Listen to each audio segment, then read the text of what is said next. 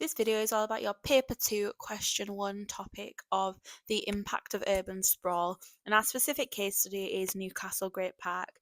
Now, Newcastle Great Park is located in the north of Newcastle next to Gosforth, and the government gave special permission for this development to go ahead.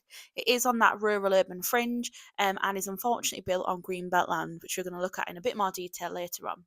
So, what is it? It's mainly housing, but it also has a business park, town centre, schools, a nursery, community facilities, open space, and play areas, as well as outdoor sport facilities.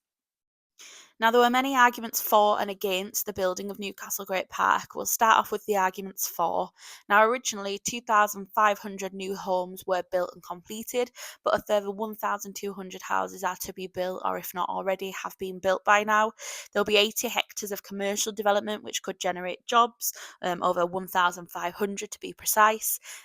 Obviously, income, a great amount of income has been generated for developers, so the building developers, the housing developers. I can't remember which one it is, whether it's Persimmon or something else, but they'll have generated a lot of money. There's cycle routes in and around NGP, Newcastle Great Park, and there's also a full-time ranger to manage the country park to ensure wildlife conservation. Now, as stated before, there were many arguments against. The properties are priced well above the average wage of people in Newcastle, making it not an accessible housing area. Environmentalists are concerned about the impact upon red squirrel, which is an endangered species. Now, the NGP housing plans totally contradict the principles of no or little development in greenbelt land. Now, we know greenbelt land is supposed to be protected to prevent development from occurring. However, as mentioned at the very start of this video, the government did give special permission. Areas in decline should have been built on instead. From your Newcastle case study, urban dereliction is one of the key challenges in Newcastle, and we know there's 123 unused brownfield sites. So it's argued that surely it would be better to build there rather than build on greenbelt land. There's also no guarantee of job creation.